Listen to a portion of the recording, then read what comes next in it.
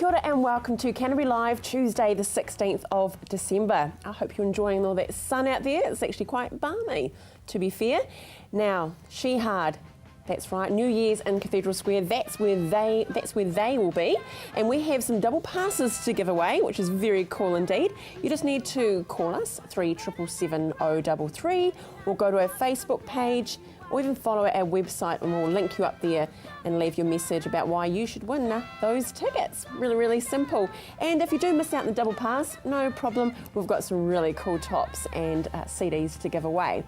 Now, another wonderful product to give away, which you could keep for yourself, or you could give it away this Christmas, is the Marilani Skin Products. And we've got a beautiful gift box there.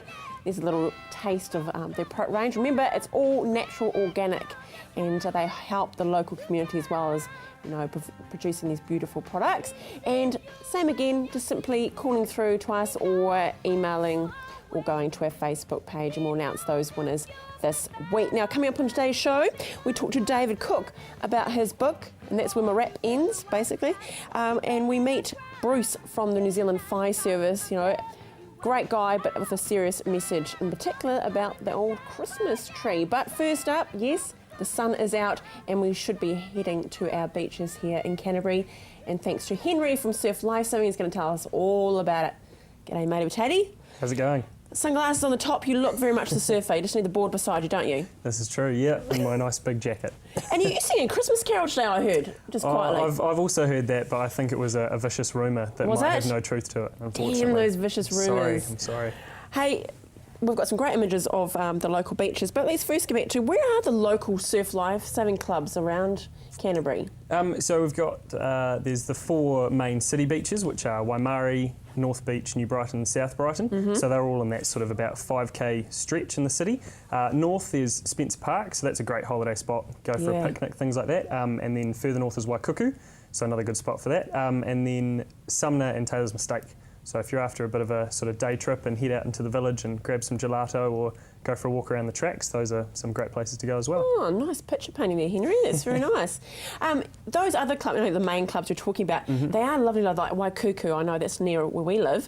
And it's so great out there, isn't it? I mean, it's like a bit of a pocket of gold, really. Yeah, it's awesome with all the forests and the sand dunes. You know, even if the surf's not that great or the kids are sick of being out in the water, there's plenty of other things to do and to go and explore, and it's a great place to be. It's a great place to escape.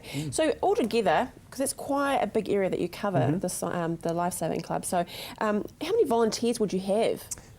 So this season we've got around about 400 volunteer lifeguards that are going to be out and about during the weekends, so there's quite a few there, and then they're supported by, you know, probably another couple of hundred administrators, coaches, instructors, and then that's backed up with our junior surf lifesavers who are down on the beach trainings over the weekends and things, and aiming to be lifeguards, so there's probably more of them than there are our seniors. So, you know, probably a good 1,000 or so people in Christchurch that are dedicated to keeping the beach safe. Yeah, exactly. So let's get back to basics. What is the role of the Surf Life Saving Club? Well, our primary roles really is, just that safety at the beach. We're there to make sure people can enjoy the water and, you know, go home safe at the end of the day. On top of that, it's all about education. Like ideally, you know, we'd love the fact if we didn't, you know, have to have a flagged area, if we didn't have to do rescues because people knew exactly what they were doing. So, like that simple one, swim between the flags. We hear it from time to time, don't we? Yeah, absolutely. And that's actually a local school, was attending beach education at North Beach. So we're getting the kids from schools out into the beach and hopefully learning, you know, where to go and what to do, and, you know, so they can keep themselves safe. Yeah, exactly. I mean, and in some ways it's sort of become a luxury now to learn how to swim. Yes. Which is the wrong way around, isn't it, really? Yeah, and it's just really difficult with the lack of facilities, you know, things like that. So, yeah, that learning to swim, it's that water safety is that really key thing that we're trying to push, is that, swimming's great, but knowing what your limits are and how to stay safe, even if you aren't the best swimmer, is just as important as being able to swim really well. And back to the beaches, though, how many people do you think will be hitting the beaches, do you expect? How can you forecast that, really? Well, it's so hard to forecast because it goes along with the weather quite dramatically. So after Christmas, though, you know, kids always want to head to the beach and try out their new surfboards and boogie boards and things. So we're always expecting a pretty busy Christmas and New Year's sort of time. But generally, even on the sort of the most busy days, we could have a few thousand people sort of on each of those surf club beaches. So it can get quite busy. So that's what we prepare for. And if there's less people than that, then that's right. It's still as safe as as can be. Exactly. Last time we talked about the rip, Yep. not being ripped, but how do you spot a rip and how do you survive it? Yeah, so that is probably one of the biggest dangers we have in Christchurch is rips, because we've got such a long coastline with not a lot of breaks in it. They can be quite hard to see. But any break in the surf, so if there's waves coming in and there seems to be a calm patch, dirty, discoloured, that's quite often a rip, and so that's where all of that water that's coming in on those waves is heading back out to sea. So that's where people get sort of stuck in and they get trapped in those. If people do get caught in them, we always say just don't panic, float on your back and just chill out. The furthest you get taken is to the back of the surf, and then you can swim across and swim back in. Or if you're a really competent, strong swimmer, you can just swim parallel to the beach, head towards the nearest piece of whitewater, head towards the surf, and that'll get you back in. Okay. Break us down the organisation of the Surf Lifesaving Club. You've talked about the volunteers, but where is it as far as hierarchy and so forth within it? Within it, so each club has, generally there's a chairperson, there'll be a president, a vice president, there's administrators, treasurers, heads of junior surf, there'll be surf sport coaches, lifeguard instructors, probably a club examiner. So before you even hit anywhere near the lifeguards, you've already got huge amounts of juniors out there paddling and training. So the juniors, that picture was just the juniors training, was it? Yep, so that's some juniors going out doing a bit of fitness and surf skills, and those are some local South Brighton clubbies who were hanging out at their school when the lifeguards went along and said hi and sort of and made the good their old day. IRB. Yep. Yeah. Very expensive tool though. Well, it's an expensive tool, isn't it? But essential, completely essential. That whole setup there, a hull and engine, a trailer is about $20,000 worth. Wow. So there's a lot of investment into that rescue gear. Even our most basic piece of kit, rescue tubes, cost $150 each. So that the most simpler things still cost quite a lot of money. Well, that's quite a good segue to the resources. You obviously do need money to keep it going, and of course, so you've got great sponsorship from DHL for the clothing, and they are great to spot, aren't they? Yes, They're very good.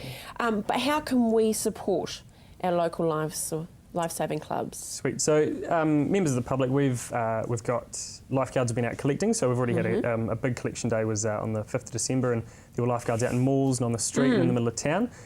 So we're planning on doing a few more of those over the coming month. So if you do happen to see a lifeguard in a non-traditional sort of space, that's probably why they're there. So go up, have a chat. If you could donate some money, it would be absolutely awesome.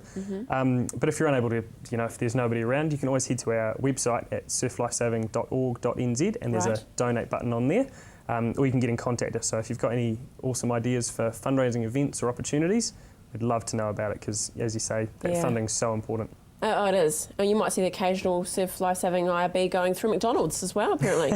KFC. KFC, whoa! KFC, absolutely. Lucky they don't sponsor anything on this show. That's quite good. Oh, the old KFC, the old bucket thing going. Yeah. So no, that was really quite an interesting mix, but such a great thing for them to do. So it was, it's great when these big organisations get behind it. And I guess at the end of the day, it's all about family. Yes. With Surf Lifesaving, isn't it? And they were really helping us to push our message. So, wasn't only we got a donation from each of those, but on their tray tables, and they were dressing up their restaurants and really pushing that safety at the beach message for us, which is fantastic.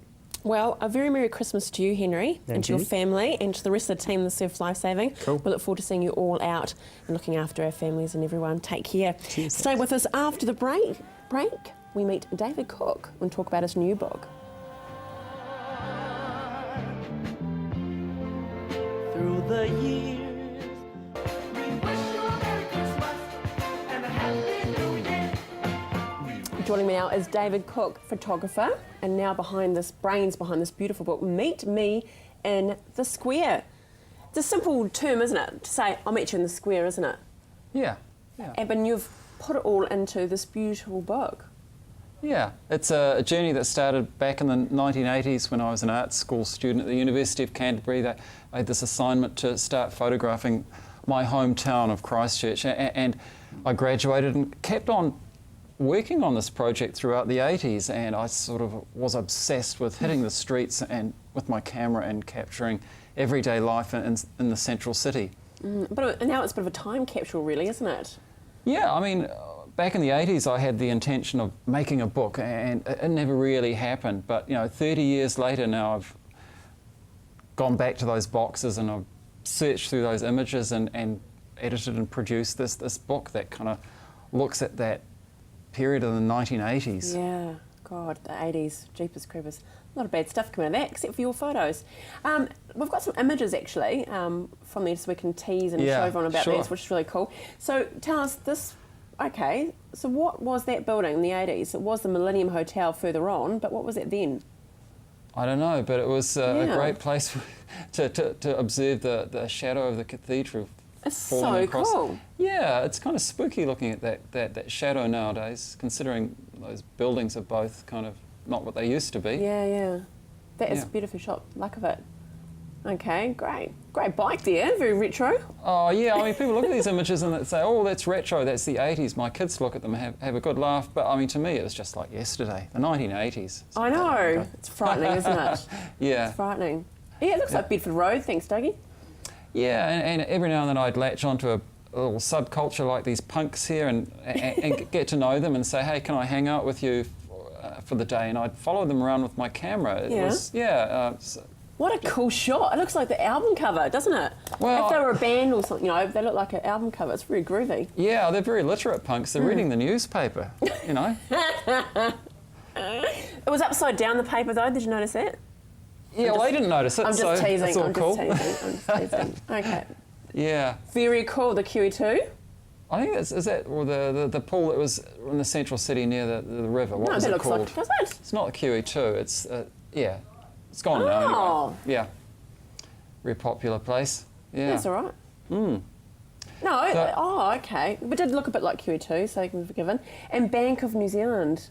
Oh yeah. So I like photographing everyday life too. I picked the guy who sells the newspaper in the city with that sign that says Kiwi Fortune Hunters, which I thought was kind of ironic outside the Bank of New Zealand. And you've got the reflection of the cathedral again. No, I think it's a building in High Street that's is it? Since gone. Yeah, so yeah, all those layers are in there. Yeah. We might just have to have a bit of a quiet bet just quietly, David. Yeah. Okay. Oh, look at that. Must have been some kind of funeral going on at the cathedral that I just stumbled across one day. As you do. And snuck in there and took some photographs. So, I mean, I did some daring things when I was in my 20s. I don't think I'd quite get away with that today. Didn't we all, love? Didn't we all? And, okay, so it's... Oh, this is a more recent image from just a couple of years back when I came to... I was living up in the North Island and I just came back to see my family, to see how they all were after the big February earthquake. And I took some photographs which appear in this book too from that period. But most of the work in the book is from the 80s itself. Great era. It's great though, and I think we were smiling, giggling through them, but it's quite nice to have those books with a bit of history and to look back of the way things were. Yeah, and I wanted to give people a bit of a flavour for the city in the 80s. I mean, it's in the book's in black and white, which is an interesting thing, but I'm sure it's a bit more colourful than what we look at here. No, but I think it's really neat. Is there any surprises when you look back? I mean, obviously you were there, you were down the lens, you were taking these photos, but when you were going through and collating them all, did you get any surprises? Yeah, I was surprised at how many really bad photographs I took back in the 80s, but also how many great photographs I took too. I think I was just a young photographer experimenting, trying out new stuff, so I was just being a bit daring, sort of ambushing people and just out on the street with my camera, and sometimes it worked, sometimes it didn't. But I was trying to get an idea of the city inhabited people, how they live in the space, you know, punks, nuns, everyday people out there shopping with their prams. And the city, looking back at these photographs, looked like a really lively place in the central city itself. There were so many people teeming around the square. Yeah. And that's the way it's certainly going to go forward too, I believe, David, as well. Because I think we've turned a corner and we're going to have this exciting new CBD and the square as well. Yeah. Do you think there'll be a few people surprised that they're actually featuring in the book unintentionally? I hope people recognise themselves in the book and get in touch with publishers, the Christchurch Art Gallery, because it'd be nice to get some stories from people. We've already had some people say, hey, that's my sister-in-law in a photograph. She was a nun then, but now she's... since left the nunnery and she's off married and living in China, and so we've had interesting stories like this, so it would be great to get some stories from people. I hope there's no compromising pictures in there that, jeepers, I got a photo taken of that. Do you Who think? knows? No, you see about some dodgy photos, so jeepers. I hope there are some. Meeting the square could open up a whole different can of worms. Could be some juicy ones in there, yeah. Well, we can only hope. Now, what's next after this? So we've got that 1983 to 1987. Are you going to work on a 21st century one, or what's the story? What's next for you? No, I think there are plenty of other people, really good photographers out there doing kind of storytelling these days, like Tim Velling and Glenn Bush and others. So I'll leave it to them. You know, I'm living up in the North Island now, and you're lecturing as well, aren't you? Lecturing in photography at Massey University. Yeah. So that's my passion. I love photography. And you love passing on the knowledge and the news. Yeah. What do the students think of you producing this book? Pretty cool? Oh yeah, I've kind of involved them with it. I went through lots of iterations of the cover, and they were helping me choose images for the cover. I think they really like to see the lecturer involved in the project. No, it's great. And thank you for giving back, and what a wonderful gift to give this Christmas. Very cool for the coffee table. Oh yeah. Okay, joining us after the break, it gets a bit hot in here. Yes, the fire service. Bruce joins me. Oh, then one foggy Christmas Eve, Santa came to say, "Hey Rudolph, Rudolph, with." Welcome back to Canterbury Live. Well, we're busy having barbecues and relaxing that. There is one very, very important department that will be hardworking around our region, and that is the fire service. And I'm joined by Bruce Irvine, who is a fire risk management officer, and that's a pretty important role, really, isn't it? Thank you very much. Yeah, we deal with a lot of community issues as fire risk managers, and it's everything from smoke alarm installations right through to responding to fire investigations. Okay, so what's the big risks around this time then, Bruce? Summer months, it's clearly weather and people being outside and enjoying the summertime activities. And unfortunately, sometimes those summertime activities get out of hand, and that's the biggest risk. Like the barbecues? Like the barbecues, just simple talk about checks. those. Yeah, barbecues, simple checks like checking that the gas isn't actually leaking from the cylinder. We haven't used it all winter, so a simple squirt with soap shows any bubbles coming out from around the valve group. Say that again. So a bit of soap around the valve A bit of liquid soap around the valve group, and it just shows when you've turned it on whether it's leaking through an old seal. So it bubbles? So it actually bubbles. That's a great tip. Yeah. Okay, awesome. So we haven't used it for a long time, so we want to check these basic things in our system actually work correctly. And the last thing you want is a leaking gas cylinder. Oh my goodness. And the thing is, those gas bottles, they do have an expiry, don't they? They have a lifetime, Yeah. and they need to get serviced and tested like any other piece of equipment. Yeah, okay. Rightio. Christmas trees, love them. Have you got yours up? Yes, I have, and it's like yours, it's artificial. Ah, okay. What are you trying to say? It's natural snow, Bruce. You cheeky monkey. Let's watch a video, That'd be great. which is quite alarming, really. Very alarming. Explosive.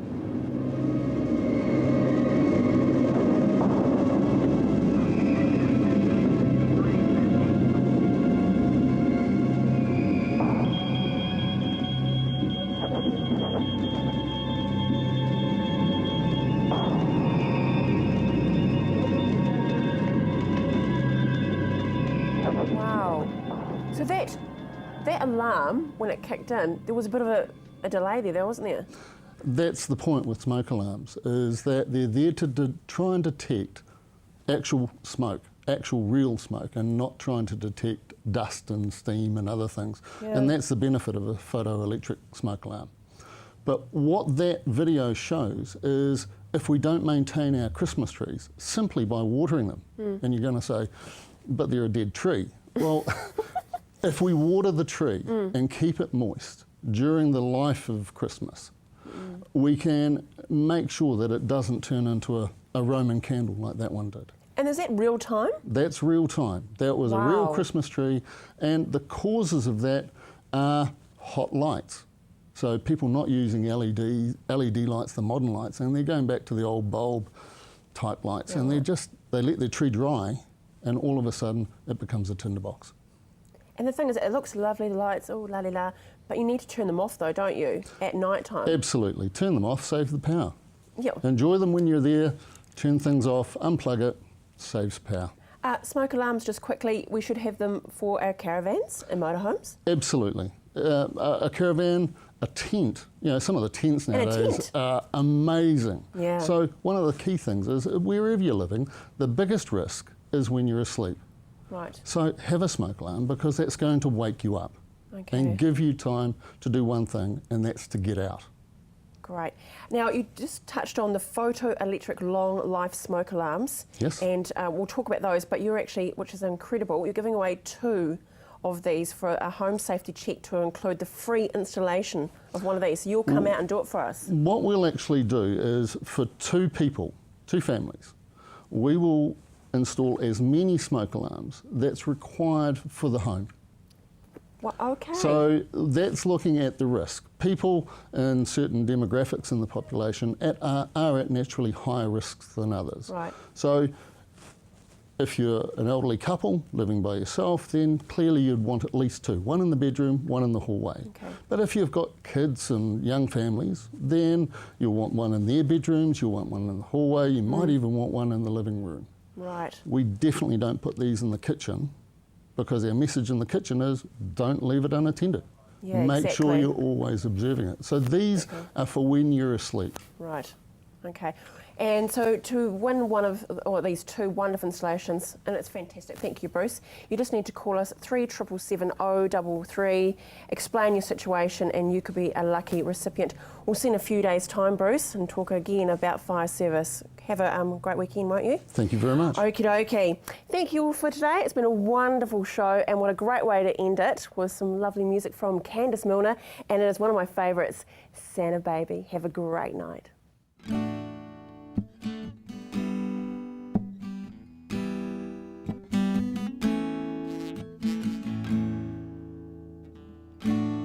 Santa baby, slip a sable under the tree for me. I've been an awful good girl, Santa baby, so hurry down the chimney tonight, yeah. Ba-da-ba-da, Santa baby, a 54 convertible to light blue. I'll wait up for you, dear Santa baby, so hurry down the chimney tonight, yeah. Santa baby, I want a yacht, and really that's not a lot. I've been an angel all year, Santa baby, so hurry down the chimney tonight, yeah. Think of all the fun I've missed. Think of all the fellas that I haven't kissed. Next year I could be just as good if you check off my Christmases. Ba-da-ba-da, Santa cutie, there's one more thing I really do need, a deed to a platinum mine, Santa baby, so hurry down the chimney tonight, yeah.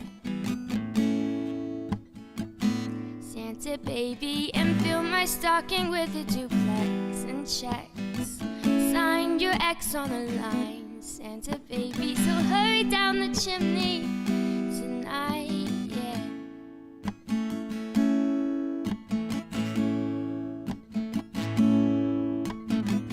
Santa baby, forgot to mention one little thing, a ring. I don't mean on the phone, Santa baby, so hurry down the chimney tonight, yeah.